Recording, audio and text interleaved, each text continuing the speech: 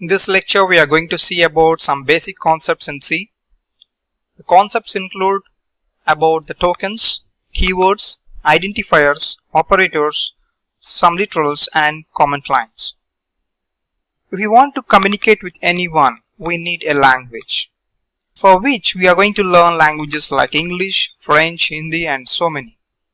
So if we wanted to start up learning the English language, we start learning with the basic concepts on their respective alphabets. Later, using these alphabets, we start trying to frame certain words.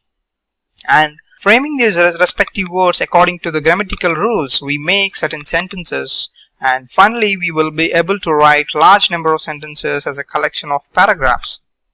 This would applicable even for with the computers. So in the same process, now if we wanted to communicate with the computers, we need to give certain instructions to the machine. And the machine replies back to us according to the instructions given to it.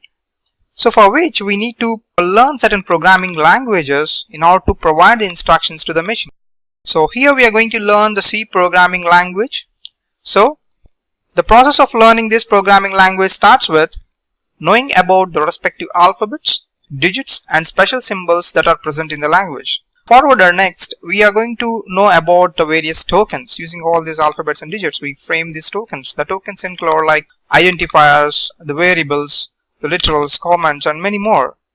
And following the programming rules, we are going to write the programming instructions. And the collection of these set of instructions, we call them as the programs and software that we are going to design. So if you start with the first phase, that is alphabetical stage, we are going to learn the alphabets, that is both in uppercase alphabets from A to Z and lowercase alphabets from small a to small z. And digits are going to be 0 to 9, that is we are going to follow, the machine is going to, our programming language is going to follow only the decimal number system. Certain special symbols like plus operator for addition, star, modular, @ symbol, hash, and braces, flower braces and such kind of special symbols. And even C supports certain white space symbols, which is a collection of two characters, a backward slash with an alphabet followed. We have new line for /n, backspace we are going to have /b, horizontal tab /t and vertical tab a backward slash v. And next, finally we are going to know about the word stage in the, that is knowing the C tokens, which include the keywords, the identifiers, the literals, comments, special symbols and operators. Knowing about the basic thing about the C tokens. The smallest individual units of a C program are called the C tokens. That is the indivisible part of every instruction that we are going to write in a C program is a token. The tokens include these keywords, identifiers and constant and all the operators. So knowing about the keywords.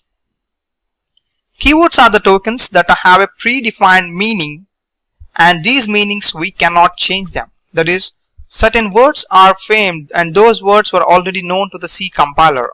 So whenever those words are encountered in the program instructions, the C compiler understands them with respect to meaning that it has already known. So we must be very careful when we are using keywords. So user should not use those keywords as his own names. And all the keywords are going to be written in small letters, and almost we have 32 keywords. So that is C is going to support 32 keywords, which is very precise. That is very less number of keywords we are going to use. So it's easy for the user to remember and to learn them. And the 32 keywords would be like, so we have a list of 32 keywords. No need to get worried about at this present.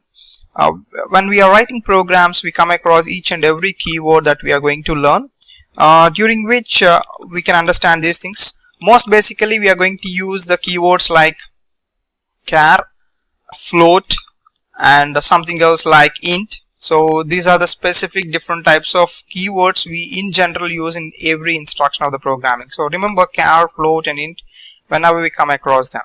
See you in the next lecture. Thank you.